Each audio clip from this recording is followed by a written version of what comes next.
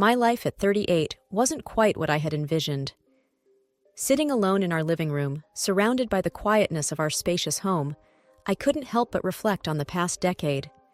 My name is Emma, and this is the story of a dream that remained just that, a dream. Michael and I met in our late 20s. He was everything I had hoped for in a partner, kind, understanding, and with a sense of humor that could lighten even the darkest days. We married within a year of meeting, full of love and hopes for a future that included children, laughter, and shared memories. From the beginning, we were eager to start a family. But as months turned into years with no success, our optimism slowly began to wane. We tried everything: doctors, treatments, endless tests. But the result was always the same. Nothing worked. The unspoken disappointment grew heavier with each passing day. Our families, especially Michael's, were less than supportive. His mother, a stern woman with traditional beliefs, made her opinions loudly known. "You need to carry on the family line," she would often say, her words like daggers to my already fragile heart. "Adoption is not an option. We need our own blood." Her disapproval was a constant pressure, a reminder of my failure to fulfill the one role she deemed essential. I still remember the day Michael and I discussed adoption. We were sitting in our kitchen, the morning light casting hopeful glimmers across the table. But even as we spoke of names and nursery colors, I saw the hesitation in his eyes, the unspoken fears of going against his family's wishes. That conversation, full of hope, ended in silence, the dream of adoption fading away like a mirage. Our marriage, once a source of strength and comfort, began to feel the strain. Conversations grew shorter, nights lonelier. I could feel Michael drifting away, his once warm gaze now often clouded with unspoken thoughts. One evening, as I walked past our home office, I overheard a conversation that would change everything. Michael's voice, usually so calm, was tinged with a tension I'd never heard before. His mother's voice, on the other end of the phone, was insistent. "Michael, you need to think about your future. You can't waste your life with a woman who can't give you children. It's time to find someone young, someone healthy," she said, her words like a cold, piercing wind. There was a pause, and I held my breath, waiting, hoping for Michael to defend our love, our marriage. But his response was a heart-shattering silence, followed by a hesitant, "I'll think about it, Mom." That moment, hidden in the shadows of our hallway, a part of me shattered. The uncertainty in Michael's voice, the lack of immediate rejection of his mother's cruel suggestion, spoke louder than any words of reassurance he had ever given me. The realization that my marriage, my dream of a family, was hanging by a thread, was a painful awakening. As I quietly retreated to our bedroom, the harsh truth settled in. Our journey to have a child had not just been a battle against infertility. It had become a battle for my marriage, a battle that, unbeknownst to me, I was already losing. Lying awake in bed that night, I couldn't escape the echoing words of the conversation I had overheard. The next morning, I found myself mechanically preparing breakfast, the silence between Michael and me more pronounced than ever. "Michael, we need to talk," I said, breaking the silence as we sat at the breakfast table. He looked up, his eyes meeting mine with a mix of sadness and resignation. "I know, Emma. After last night, I know. I overheard your conversation with your mother," I admitted, my voice barely above a whisper. Michael's expression changed to one of shock and then guilt. "Emma, I didn't mean for you to hear that." "But I did, Michael, and it hurts, knowing that you're even considering it," I replied, trying to hold back my tears. He reached across the table, his hand hesitating before touching mine. "I'm sorry, Emma. I'm lost. I don't know what to do anymore." I withdrew my hand, feeling a chasm growing between us. "I've made an appointment with a new specialist, Dr. Simmons. They say he's the best in fertility treatments. I want to try, one last time." Michael nodded slowly. "Okay, Emma. If that's what you want, I'll support you." The appointment with Dr. Simmons was filled with a mix of hope and dread. His office was clinical and impersonal, much like the news he delivered. "I've reviewed your previous tests and treatments," Dr. Simmons began, his voice steady and professional. "I'm afraid the likelihood of you conceiving is less than 1%. The finality in his words hit me like a physical blow. "So, there's no chance?" I asked, clinging to a sliver of hope. Dr. Simmons sighed. "It's highly unlikely, Emma. I'm sorry." I sat there, numb, the dreams of motherhood dissolving around me. Michael reached for my hand, a gesture of support, but it felt empty, devoid of the connection we once shared. On the drive home, we spoke little. The air was thick with unspoken words and broken dreams. Back home, I found the courage to voice the thought that had been haunting me. "Michael, if you want to leave, to find someone else, I won't hold it against you." He looked at me, his eyes searching mine.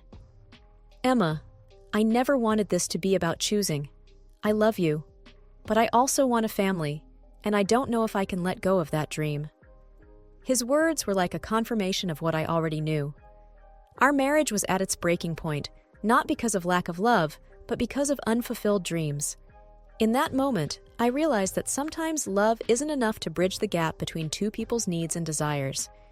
And as the sun set on that day, so did it on the life we had built together, leaving us at a crossroads, uncertain of what lay ahead.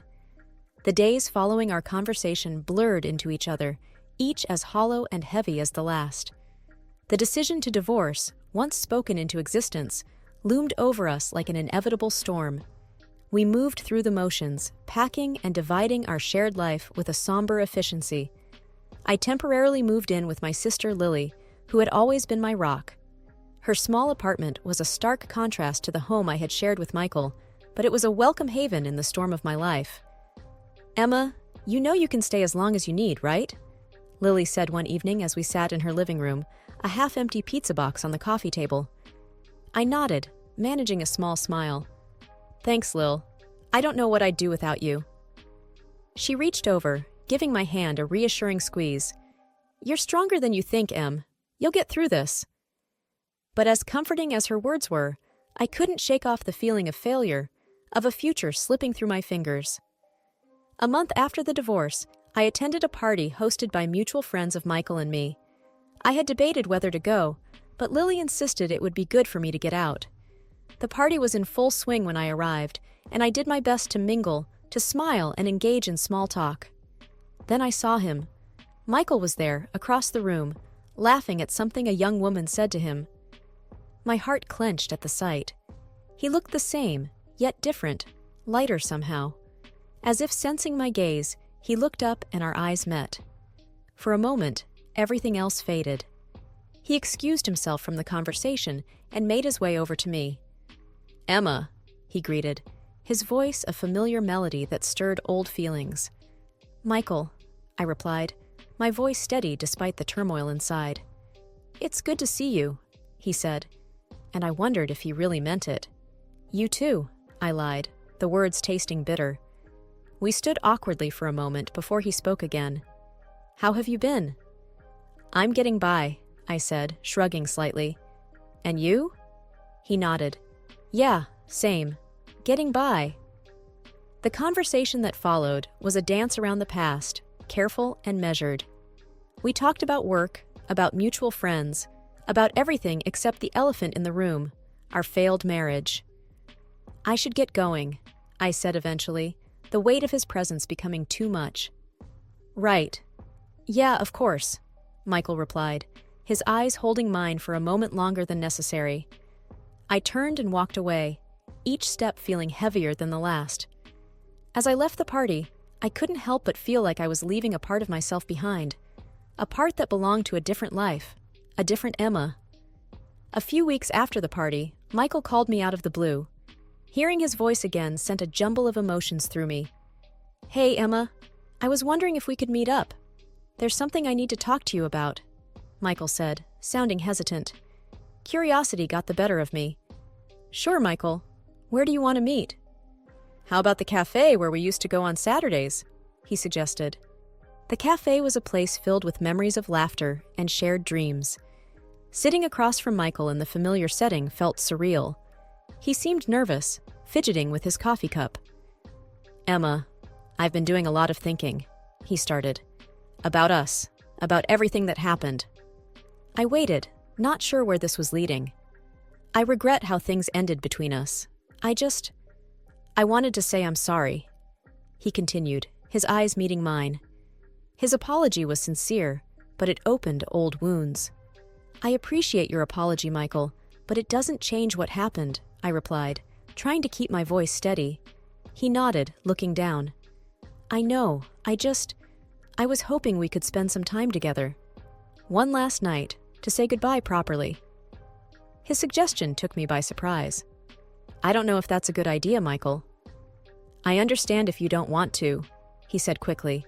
I just thought, maybe it could give us both some closure. The idea of spending one last night with Michael was tempting and terrifying all at once. Part of me longed for that final goodbye, while another part feared the reopening of barely healed wounds. Okay, Michael, one last night, I agreed, a mix of emotions swirling inside me. We decided to meet at a hotel, neutral ground for both of us. Walking into the room that night, I felt a nervous anticipation. Michael was already there, standing by the window. Emma, he said softly as he turned to face me. Michael, I replied, my heart racing. We talked, reminisced, made out, and for a brief moment it felt like old times. But beneath the laughter and familiar banter, there was an underlying sadness, a recognition of what we had lost. As the night of love wore on, we both knew it was a final farewell, a last chapter in our shared story. When morning came, we parted ways, a silent agreement that this was the end. I left the hotel with a heavy heart, knowing that whatever we had once shared was now truly in the past. Leaving the hotel that morning felt like stepping into a new chapter of my life. I was determined to leave the past behind and focus on rebuilding myself. A few weeks later, I made the decision to move to a new city. The idea of a fresh start was both daunting and exhilarating. Packing up my things, I found myself thinking about all the memories, both good and bad, that I was leaving behind. Lily came over to help, her presence a comforting constant in my life. You sure about this, Em? Lily asked, as she folded a sweater of mine. Yeah, I need this change, Lil. I need to find myself again, I replied, sealing a box with tape. Lily nodded, understanding. You know I'm just a phone call away, right?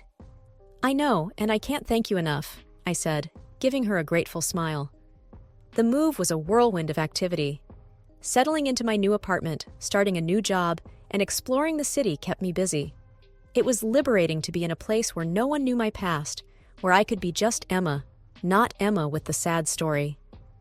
A month into my new life, I started feeling unwell. Thinking it was just stress or maybe a bug, I ignored it at first. But when it didn't go away, I decided to see a doctor. Sitting in the doctor's office, I felt a sense of unease. When the doctor came in with my test results, her expression was kind but serious. Emma, you're pregnant, she announced. The words hit me like a tidal wave. Pregnant? How? Michael and I had been trying for years without a hint of success. Are you sure? I asked, my voice barely a whisper. Yes, the tests are quite clear. Congratulations, she said, mistaking my shock for joy. Walking home from the doctor's office, my mind was a whirlpool of emotions. Pregnant. The word echoed in my head, a mix of disbelief and fear. How was I going to do this alone? I called Lily as soon as I got home. Lil, I'm pregnant, I blurted out. There was a pause on the other end. Oh my God, Emma, are you okay? I don't know, I admitted. I never expected this, not now. Lily was quiet for a moment. What are you going to do? I don't know, I repeated, but I think I'm going to keep the baby. The decision to raise the child on my own was terrifying, but there was a part of me that felt a strange sense of purpose. This baby, a miracle in its own right, was a part of me, and I was determined to give it the best life I could. As I lay in bed that night, I placed a hand on my stomach, a promise to myself and to the little life growing inside me. This was my new beginning. As my pregnancy progressed, I settled into a routine in my new city. The early stages were tough, with morning sickness and a constant state of tiredness, but I managed. I didn't tell anyone at my new job about my pregnancy. I wasn't ready to share my story or face the questions that would inevitably come. Lily was my main support during this time. We talked almost every day, and she was always there to listen and offer advice. "Have you thought about telling Michael?" Lily asked during one of our phone calls. I sighed, sitting down on my couch. "I've thought about it, but what would be the point? He's moved on, Lil, and I don't want anything from him." "But he's the father, Emma. Doesn't he have the right to know?" She pressed gently. "Maybe he does, but I'm choosing to do this on my own. This baby is mine, and I don't want to complicate things by bringing Michael back into my life," I explained, feeling a mix of determination and fear at the prospect. Lily didn't push further, understanding my decision even if she didn't fully agree. As my belly grew, so did my excitement and nervousness about becoming a mother. I decorated a small nursery, picking out each item with care. The reality of my situation hit me sometimes. I was going to be a single mother, something I never imagined for myself, but each kick and flutter from the baby inside me strengthened my resolve. The day I went into labor was a whirlwind. I called Lily, and she managed to get on the first flight out to be with me. The labor was long and exhausting, but when I held my daughter, Ava, for the first time, every pain and worry melted away. She was perfect, a tiny miracle in my arms. "Look at her, Lil. She's beautiful," I whispered, tears of joy streaming down my face. "She really is, Emma. You did amazing," Lily replied, her own eyes misty. Life with Ava was a beautiful, chaotic mess. Sleepless nights, endless diapers, and a constant worry if I was doing everything right. But every smile, every giggle from Ava made it all worth it. I kept to myself, not wanting to delve into my past with new acquaintances or colleagues. My world revolved around Ava, and I was content with that. I celebrated her milestones alone or with Lily, documenting them in a scrapbook I kept. As Ava grew into a toddler, her personality started to shine. She was curious and full of laughter, a constant source of joy and love. Walking with her in the park, pushing her on the swings, I often thought about how different life was from what I had planned. But looking at Ava, I knew I wouldn't change a thing. She was my world now, and I was determined to give her the best life, a life filled with love and happiness, even if it was just the two of us. 3 years had passed since Ava's birth, and she was now a bubbly, energetic toddler. One sunny afternoon, we were at the park, Ava playing on the swings, her laughter filling the air. I was pushing her gently, lost in the moment, when a voice behind me said, "Emma?" I turned around, and my heart skipped a beat. It was Michael, looking much the same as he did the last time I saw him, but with a few more lines around his eyes. "Michael," I replied, surprised. "What are you doing here?" I'm here on a business trip. I was just walking and saw you here," he explained, his gaze shifting to Ava on the swings. "She's beautiful," he said, watching her with a soft expression. "What's her name?" "Ava," I replied, my voice barely above a whisper. There was a pause as he looked at me, a question in his eyes. "She's yours?" "Yes, she's mine," I said firmly, avoiding his gaze. "Emma, is she—" He hesitated, the unspoken question hanging in the air. I knew what he was asking. The timing would make sense to him, but I wasn't ready to open that door. "She's just mine, Michael." He nodded, though I could tell he wasn't convinced. "She looks happy. You look good, Emma." "Thanks," I said, not sure how to respond. "We should get going. Ava's probably tired." Michael stepped aside as I took Ava's hand and started walking away. "Emma, wait," he called out. I stopped but didn't turn around. "Yes?" If you ever need anything or want to talk, I'm here," he said, his voice filled with a mixture of regret and longing. "Thank you, Michael, but we're doing just fine," I replied without looking back. A few weeks after the encounter in the park, I received a call from Michael. My heart raced as I answered, unsure of what to expect. "Emma, I need to talk to you. It's important." Michael's voice was earnest. "Okay, Michael, what is it?" I replied, trying to keep my voice steady. "Can we meet? There's something I need to say in person," he insisted. We agreed to meet at a small cafe the next day. Sitting across from Michael, I braced myself for what he was about to say. "Emma, I know Ava is my daughter," he began, his gaze unwavering. I felt a lump in my throat. "How did you—" "Lily told me," he said softly. "I ran into her a few days ago. She thought I knew." I was at a loss for words. I had wanted to protect Ava, to shield her from any potential heartache. "Emma, I'm not angry, I'm just surprised, and I wish I had known sooner," he continued. "I was scared, Michael. I didn't know how you'd react, or if you even wanted to be a part of her life," I admitted, my voice barely above a whisper. "I understand why you did it, but I wish you had given me a chance. I would have wanted to be there, for both of you," he said earnestly. The conversation that followed was long and emotional. We talked about the past, about our feelings, and about Ava. By the end of it, I felt a weight lifted off my shoulders. Michael wanted to be a part of Ava's life, and I realized that I wanted that too, for her sake. Over the next few months, Michael slowly became a part of our lives. He was great with Ava, and she took to him quickly. Watching them together, I saw what could have been and what still might be. One day, while Ava was napping, Michael and I had a moment to ourselves. "Emma, these past few months have been eye-opening," he said, taking my hand. "I've realized how much I missed you, how much I still care." I looked into his eyes, seeing the sincerity in them. "Michael, He squeezed my hand. "I'm not asking for everything to change overnight, but I want to try for Ava and for us. If you're willing." I felt a mix of fear and hope at his words. The thought of getting back together was daunting, but there was a part of me that never stopped caring for Michael. "Let's take it slow, see where things go," I suggested, my heart fluttering with a cautious optimism. "That's all I'm asking," he replied, smiling.